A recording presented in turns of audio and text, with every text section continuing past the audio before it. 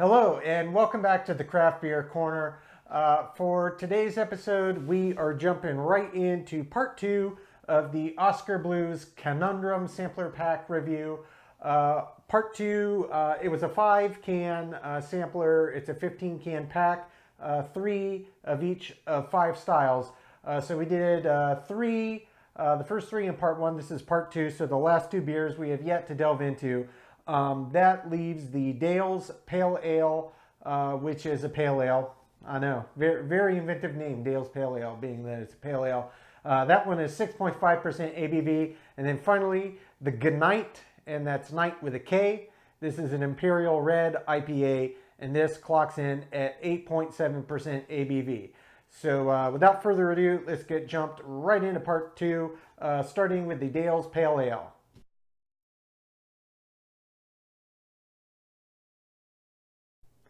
Okay, so the first beer we got for this part 2, the Dale's Pale Ale. This is 6.5% ABV. Kind of a brightly colored can there. Red, silver, and blue, and bits of white. So it's mostly patriotic. I'm a fan already. 6.5% ABV, nice pale ale. One of my favorite styles. Being a hophead, pale ales, if they're done right, I think have a really pronounced hop profile, not unlike an IPA. The difference to me is just the roastiness of the malts that they use, and kind of the body in the mouthfeel tends to be just a little bit lighter. But we'll see what this one has to offer, and I will do my best to pour this well. And actually pouring it in, this looks like a more caramelly colored, more amber colored pale ale. So this might be a bit heavier, much more akin to an IPA, which for my money is not a bad thing. I love hops. I am a hop head. I love IPAs. All right, we got that bad boy poured in there. All right. Yeah, that forms a really nice head on there. Might have gotten a little overzealous pouring a little heavily, but that's okay. It looks really good. Beautiful, beautiful amber color. This is not your prototypical color of a pale ale. It's very unique in that regard. I'm not going to say it's good or bad. It's not typical for the style, but it looks very nice and appealing nonetheless. The head, beautifully formed. You can probably see it quite well in the glass. Beautifully formed, just as you'd expect. It's got a really nice, fluffy, foamy, very fine bubbled head. Looks really great in the glass. It's going to be sticking to the side like crazy, which is not a bad thing. Let's give it a sniff. It's got an interesting aroma. You can smell the malts out of the gate, and you can smell the hops, and the hop kind of aroma that comes through on the nose is not exactly what I'd expect from a pale ale and a beer looking like this.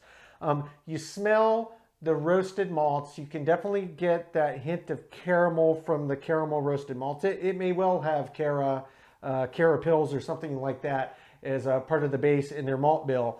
I would not be surprised.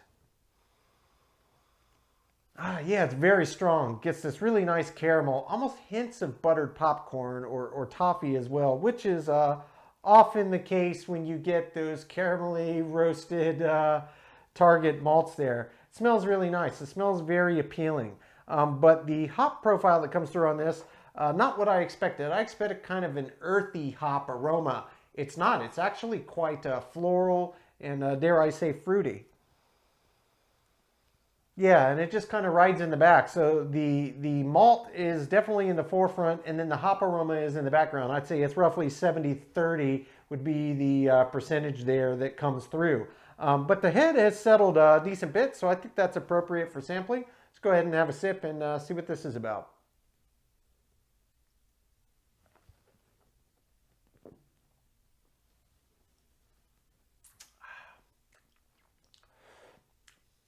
That's a good beer. Oh, okay, yeah, that's an interesting beer. That's an interesting pale ale. It doesn't taste like, I don't want to say taste, that's not the right word. The experience I'm getting from this beer is not a prototypical pale ale. For my money, this has a heck of a lot more in common with an India pale ale than just a standard pale ale.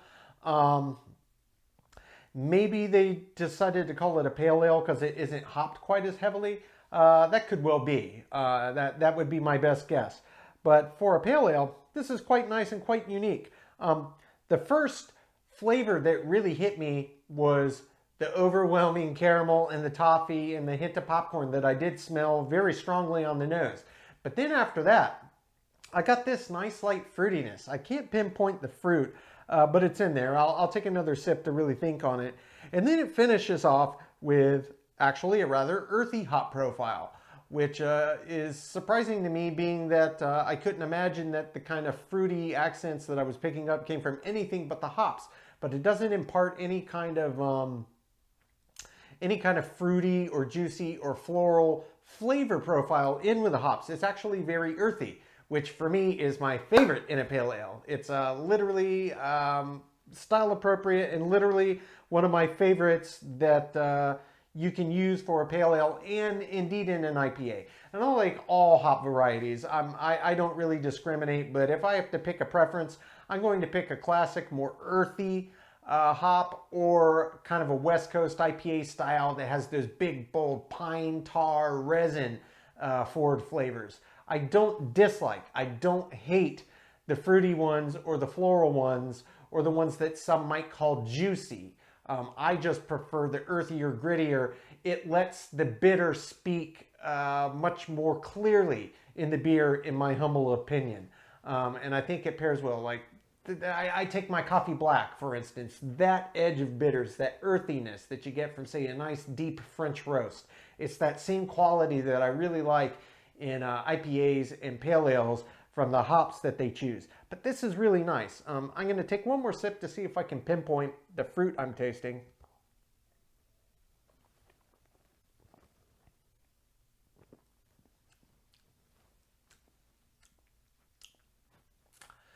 I would say it's probably most akin to apricots, hint of apple, not a tart apple like a Granny Smith, and not a super appley forward like Washington Red.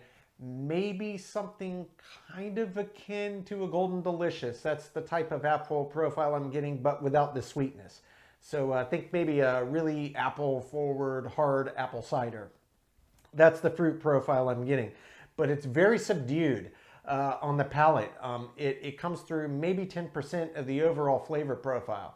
I'd say it's roughly 55-45, maybe. It's close to 50-50. It could lean a little 60-40, 40-60, opposite directions, but it's clearly a predominant balance of malt and hop. And that's really what I enjoy in a pale ale, and this hits the mark. Obviously, you can see the head's already settled, but it's still holding a nice and true head. That's a really great head on a pale ale for my money. It's a really nice, well-balanced beer. Very different from a pale ale visually. And from a flavor profile, I'm getting that too, because typically you get the more straw, kind of crummy, toasty malt bills in a pale ale. This has a much more amber, roasty, toasted, so it's got those caramel and the popcorn and the toffee notes to come through. It's very enjoyable. It's unique for a pale ale. I do recommend this one. If you've never had it, definitely worth seeking. We will come back and get it the full rating at the end, but let's go ahead and move on to our final beer of part two, just a 2-beer series on this part two. That's the Gnite Imperial Red IPA, and that one clocks in at 8.7% ABV.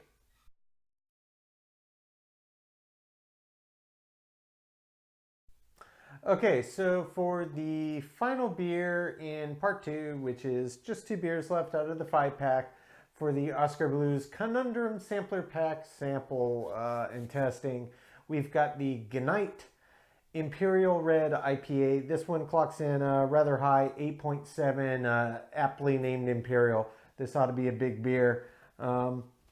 Pretty simple looking can, silverback like they do with green. Kind of neat looking though.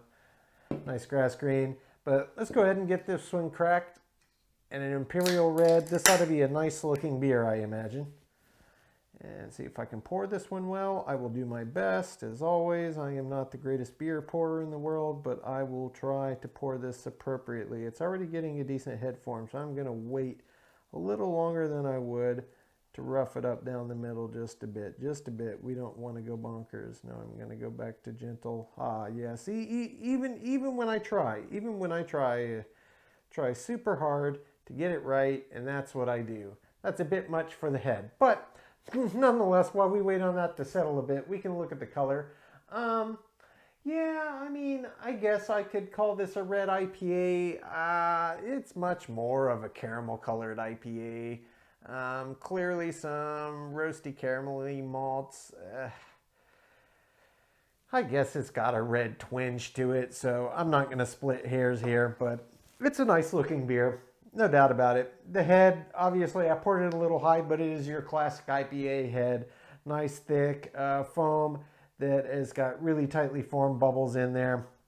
While we wait on that head to dissipate just a little bit here, let's give it a sniff.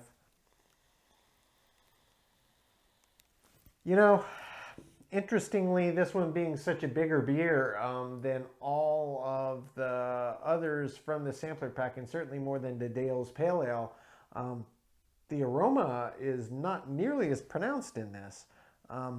Interesting. I can smell it. There's no doubt I can smell it, and I smell kind of what I anticipated I would given the color and how big of a beer it is. There's clearly a lot of malts. You can smell caramel out of the gate, caramel and toffee. That's the overarching aroma that comes through. You get a bit of some light kind of floral hoppy, but it's not too heavy there on the aroma. I'm just going to give this just a little spin to let that head dissipate just a little more. Waste not, want not. Before I give it a second and take a sip, but yeah, I mean, you get a lot of the caramel, that much is evident, and that's kind of to be expected. And you get a little hop on the back, but it doesn't have as pronounced of an aroma as the Dale's Pale Ale did, which kind of surprises me, because this is obviously a much bigger beer, 8.7 compared to 6.5, but I think that's settled enough, so let's go ahead and give this a sip.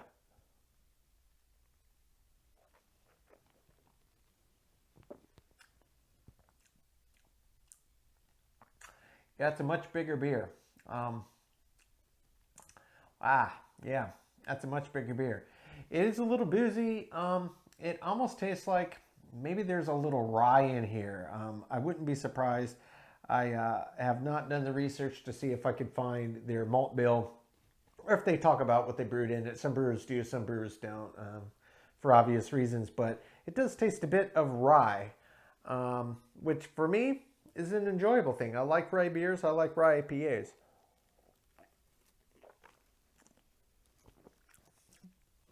And don't get me wrong, I'm not saying that it's a rye IPA or even brewed with rye, but it's got that rye kind of spicy. You know it when you taste it in a beer if you've had enough rye beers.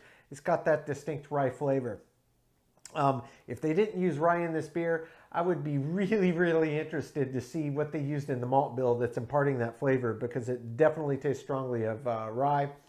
And that almost comes through a little more than even the caramel quality of the malts, which you might expect would really be heavy in there, because obviously it's clearly high ABV, so it's got a lot of fermentables in it, and it's got a nice, I'll call it red just for the sake of argument, red amber hue to it. It's a nice looking beer. It's a good smelling beer. I would have expected it to be more pronounced. The head is nice, and it's very, very enjoyable.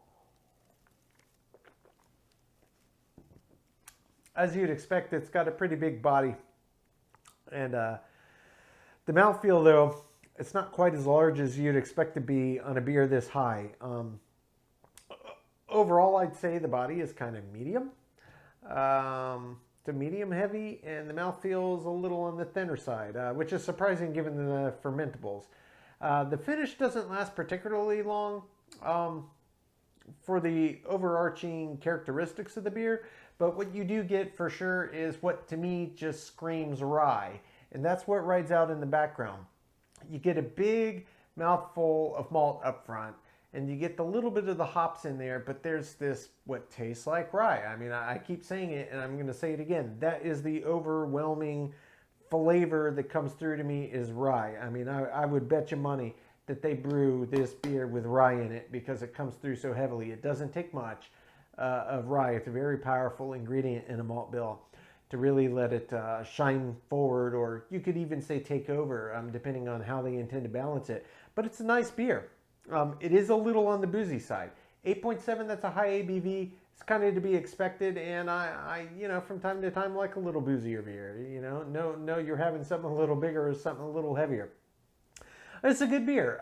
Is this my favorite IPA I've ever had? Not by a long shot. Is this my favorite red IPA I've ever had? Again, not by a long shot. Is this my favorite Imperial? No. Imperial Red? Possibly. I haven't had that many. I try to steer clear from Imperials on a personal level because I think it kind of deadens the bitterness bite of the hops, which I enjoy more. And frankly, with those higher ABVs, you can have one beer, maybe two in a night, and then really you should probably call it quits because that's a lot of alcohol to be consuming in one sitting. But lower ABV IPAs, have that extra one. Treat yourself. But yeah, still a good beer. Really enjoyed running through this series. Oskar Blues, a great brewer. Everything I've ever had by them has been great. We will come back and get the final ratings on these two for this part 2 series, and then we will wrap up here.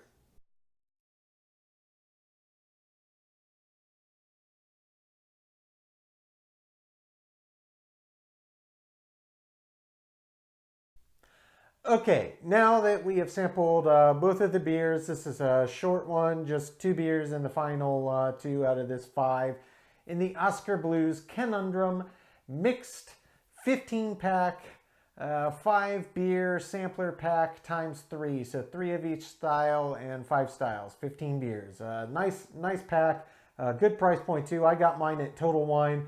You'll find that's a recurring theme here. Total Wine has a fantastic beer selection.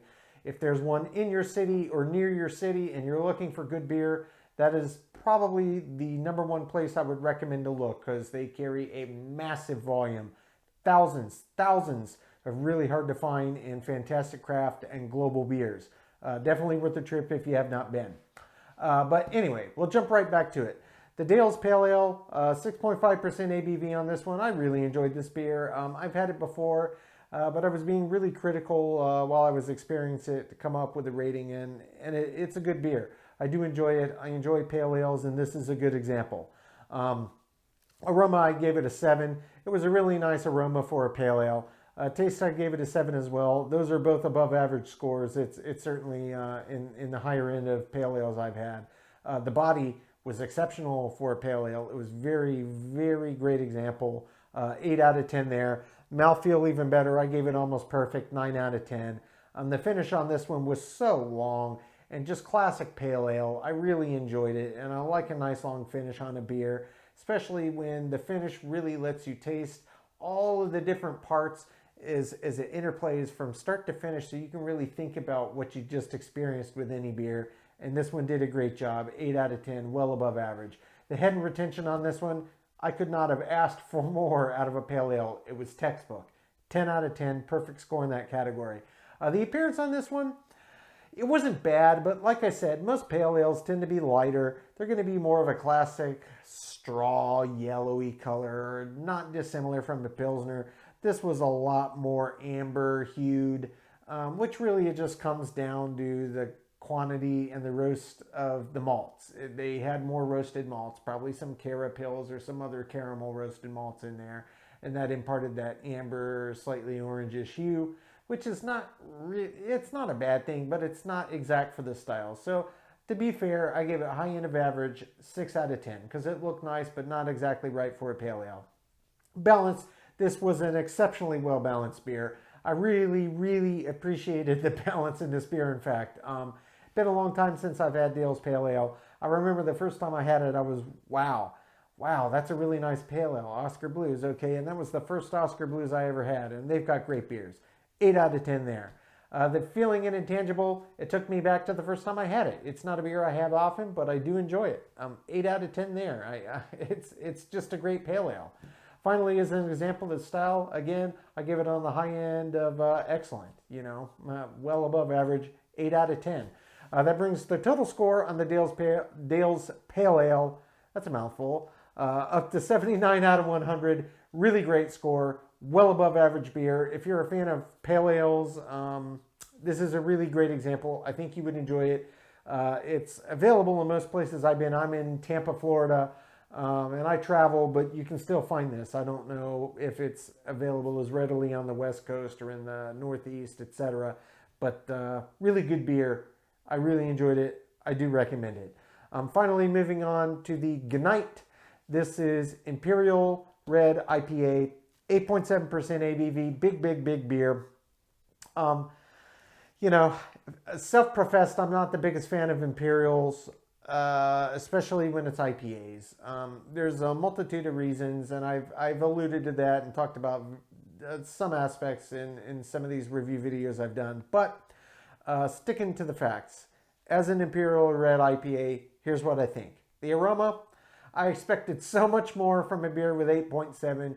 You expect it to have just so much in depth, and the ingredients, just the bill that they used to build it, and you could smell it, but I mean, I've smelled adjunct big box stuff that had a much more pronounced aroma than this. So, you know, beer, the sense of smell, the aroma is really critical to a good beer and to experience a good beer, because we taste with our nose before anything else. That's where a massive percentage of the sense of taste comes from, is the nose.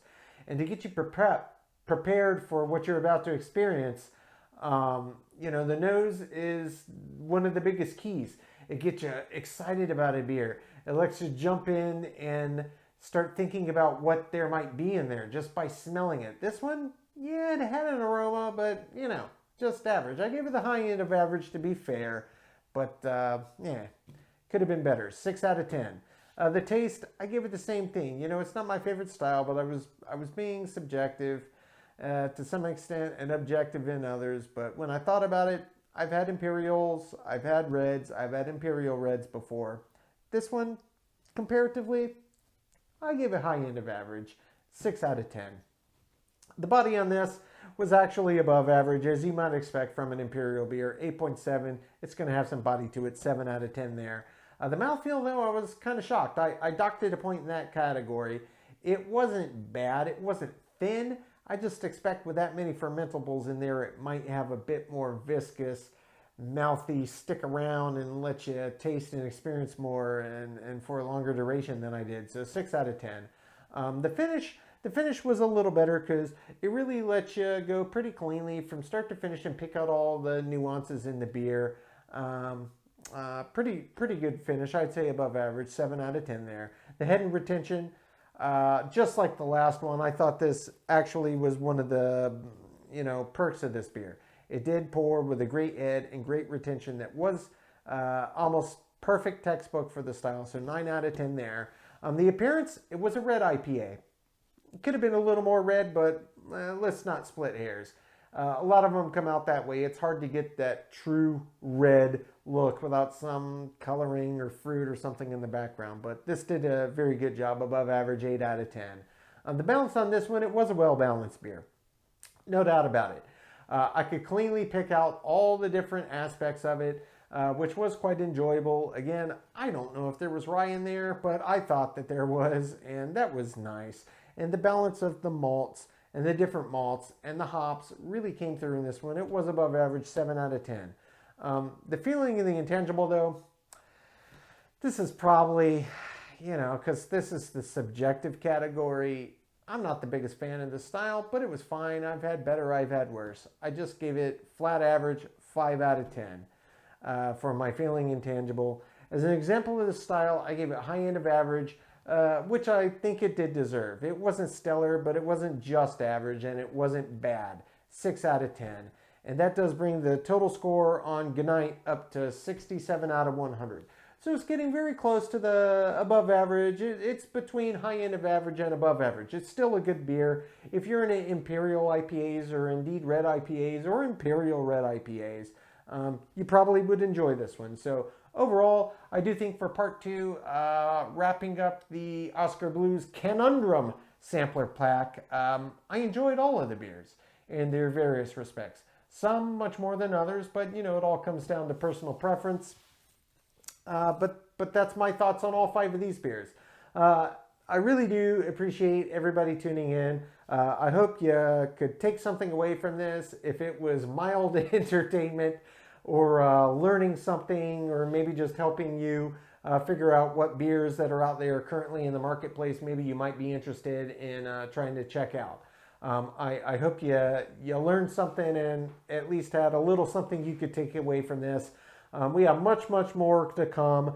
Many more beer reviews and a lot more. If you'd like to stay current and keep up with what is out there in the marketplace, and I'm trying to do a good mix of beers that you can find everywhere, some that are harder to find, some that are impossible to find, some that are a little more niche, but you know, that's what we're about. We're all about craft beer here, so it's going to run the gamut. You never know what you're going to get. So if you enjoyed this and you'd like to stay in the loop on what we have upcoming reviews and other offerings, please consider liking and subscribing. That way you'll always be up to date when we drop our newest videos. We are a new channel. We're building our subscriber base, so I really do appreciate any of the likes and subscribes. If you know a fellow beer connoisseur or beer lover that you think might enjoy this content, certainly do feel free to share the link to the videos.